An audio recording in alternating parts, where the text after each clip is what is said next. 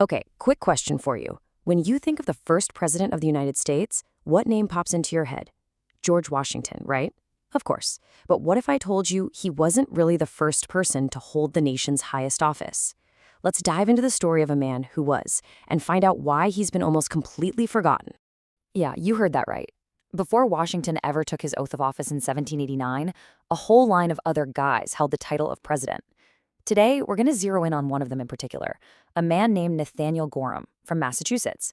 And get this, he was in charge while the entire country was teetering on the very brink of collapse. And here they are. This is the list of the presidents of the United States in Congress assembled.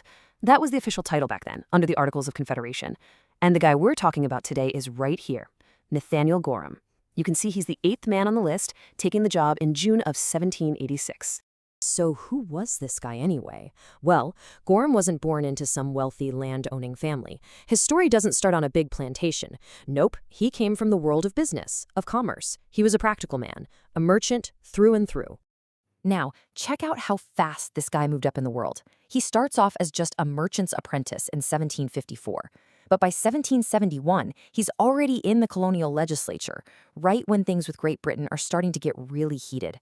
From there, he joins the Revolutionary Provincial Congress and then lands a spot on the super important Massachusetts Board of War, basically overseeing the state's entire military effort.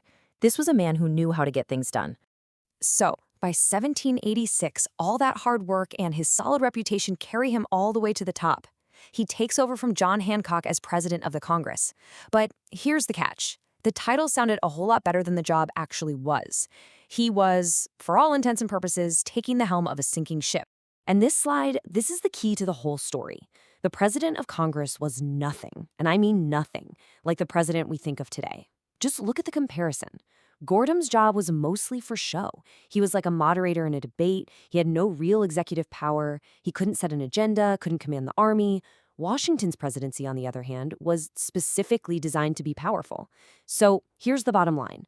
Gorham presided, but he didn't govern. And boy, did the nation need a governor. Under the Articles of Confederation, the government was just weak. It couldn't really tax anyone, it couldn't raise a proper army, the country was drowning in war debt, all the states were fighting with each other, and the economy was an absolute disaster. This all came to a boiling point in Gorham's own backyard, Massachusetts, with something called Shays' Rebellion. You had farmers and veterans, totally crushed by insane taxes and debt, rising up with guns. They were shutting down courts, openly defying the government. This was serious. It was a sign that this whole American experiment could just completely fall apart. And President Gorham, sitting in his chair in Congress, he had zero federal power to do anything about it. So his time as president was, frankly, a failure. It showed everyone just how broken the system was. But here's the twist. That failure is what set the stage for Gorham's real contribution to history. It wasn't leading the old, broken government. It was helping to build a brand new one from the ground up. So in 1787, when all the delegates met in Philadelphia for the Constitutional Convention, Gorham was right in the middle of the action. He often served as the chairman of the Committee of the Whole. Now, that might sound a little boring, but it was a huge deal. It meant that when the convention needed to have the really tough, foundational debates, it was often Nathaniel Gorham, not George Washington, who was at the front of the room, guiding the conversations that would literally shape the U.S. Constitution. His role was absolutely vital. I mean, besides leading those early debates, he was on the Committee of Detail, the group that put together the very first draft of the Constitution. After all that, he signed the final document, went back home to Massachusetts, and fought like crazy to get his state to approve it. He had seen the old system fail firsthand, and he was determined to make sure the new one worked. But after helping to secure the future of the entire country, Gorham's own future took a tragic turn. It was all because of a massive, incredibly ambitious gamble, the kind of thing that defined the era. He went from building a nation to trying to build a personal empire. He and a partner, Oliver Phelps, got into one of the biggest land speculation deals in early American history. Just look at this map. It shows you the unbelievable scale of what was called the Phelps and Gorham Purchase. They essentially bought the rights to a gigantic chunk of western New York from the state of Massachusetts. And when I say gigantic, I mean it. To help you wrap your head around it, the deal gave them the rights to 6 million acres. That is an area bigger than the entire state of Massachusetts that he had just been representing. It's just mind-bogglingly ambitious. The price tag back in 1788, $1 million. In today's money, that's over 18 million bucks. It was a colossal bet on the future of the country, a future he himself had helped create. But the bet didn't pay off. The gamble failed.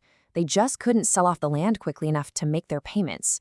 The value of money was all over the place, and eventually they had to default. They gave a huge portion of the land back to Massachusetts, and the man who had presided over Congress and helped write the Constitution died completely broke. So what do we make of Nathaniel Gorham? How should we remember him? He wasn't a president like we think of one today, that's for sure. But his story is just this incredible window into the messy, chaotic birth of the United States. This quote really just nails it, doesn't it?